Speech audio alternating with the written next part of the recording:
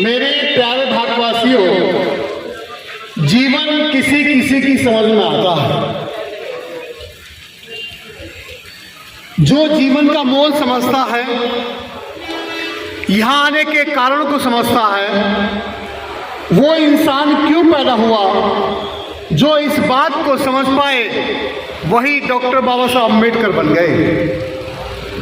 और जो जीवन का मोल नहीं समझ पाए, यहाँ आने के कारण को न समझ पाए, वो इंसान क्यों पैदा हुए, जो इस बात को नहीं समझता है, वो व्यक्ति रोज पौवा पीता है।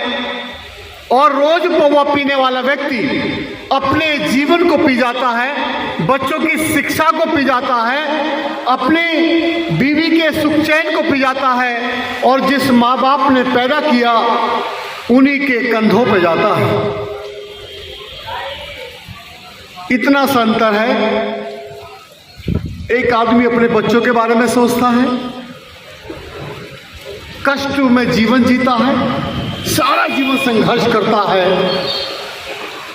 और जो घर उनके लिए बनाता है उसी घर के बाहर बुढ़ापे में उनकी खाट बाहर निकाल दी जाती है। अब मरने का टाइम आता है तो औलाद उनके मरने की दुआ मांगती है, इलाज नहीं कराती है।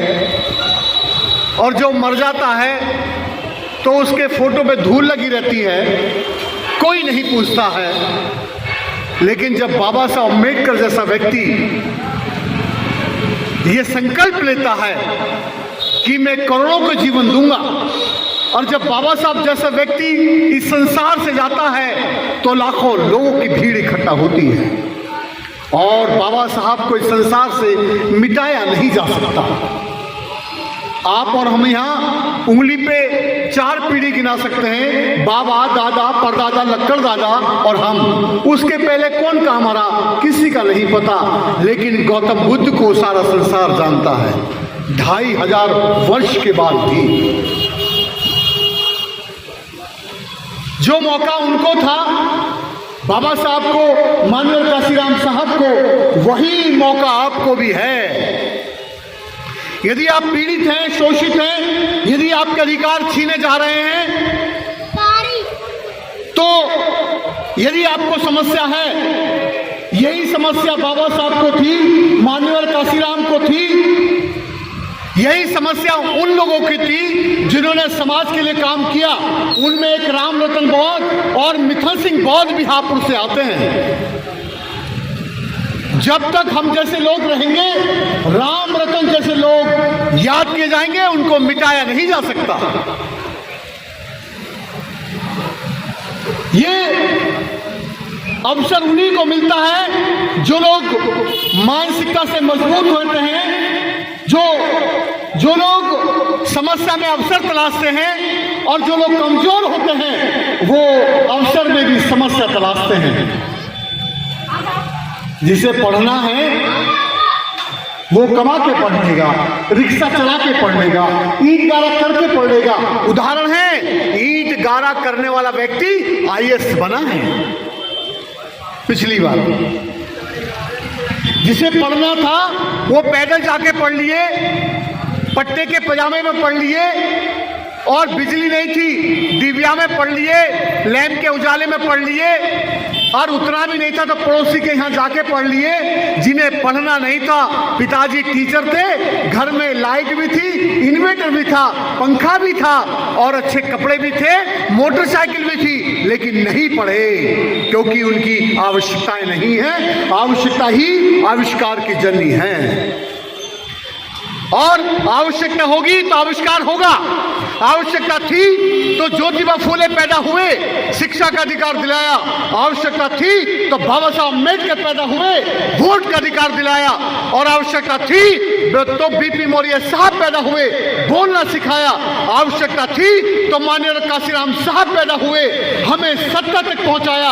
आवश्यकता है तो भाई चंद्रशेखर आजाद आपके बीच में है।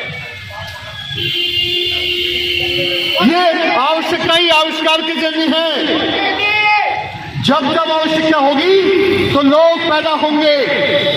आप कहाँ रहेंगे, परिवर्तन की ओर, या फिर जहां है वहीं आपको परिवर्तन को स्वीकारना होगा। हर मोहल्ले में एक जागरूक व्यक्ति होना चाहिए। समाज को जगाने की जिम्मेदारी उसकी होनी चाहिए।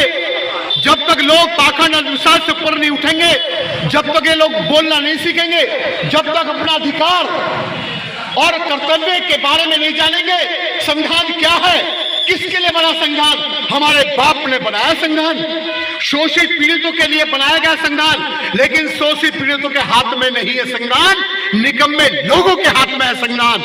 जो लोग संविधान का गलत इस्तेमाल कर रहे हैं, बंदूक तो हमारी लेकिन दुश्मन के कंधे पर है, और दुश्मन के कंधे पर जब तक रहेगी, जब तक ये समाज धर्म और जाति के आधार पर लड़ता रहेगा, जब तक ये समाज स्कूल न जाकर ये पाखंड की ओर जाएगा। बाबा साहब ने कहा था, जब ये लोग पुस्तकालय, स्कूल, यूनिवर्सिटी की ओर जाएंगे तो ये संसद में बैठ जाएंगे, और जो संसद में बैठ जाएगा उसी के हाथ में संविधान आ जाएगा। और हमारा संघर्ष है, आजाद समाज पार्टी का संघर्ष है, भाई चंद्रशेखर आजाद का संघर्ष है। और यहाँ पर हापुड़ में भाई चंद्रशेखर आजाद ने आजाद समाज पार्टी का प्रत्याशी वीरेंद्र कुमार सीरीज को बनाया है। वीरेंद्र कुमार सीरीज कौन है? जैसे बाबा साहब के पीछे सयाजीराव गायकवाड़ खड़े थे, जिन्होंने उन्हें विदेश में पढ़ाया लिखाया था, वैसे ही आजाद समाज पार्टी भीम आर्मी के पीछे और भाई चंद्रशेखर आजाद के पीछे अगर कोई ताकत है, जिन्होंने उनको पंख लगाए और उनको हवाई जहाज में, हेलीकॉप्टर में उड़ाया और नगीना से उनको चुनाव जिताने में मदद की, तो वो वीरेंद्र कुमार सीरीज है, जिसने अपनी संपत्ति भीम आर्मी को, जिन्होंने आजाद समाज पार्टी को बनाने में अपना सब कुछ कुर्बान कर दिया हो, ऐसा व्यक्ति हापुड़ के लिए प्रत्याशी चुना है आजाद समाज पार्टी में। मैं ऐसा समझता हूं कि हापुड़ के लोग हैं, जागरूक लोग हैं, ये वही लोग हैं जिन्होंने बीपी मौर्य साहब का साथ दिया और बोलना सिखाया।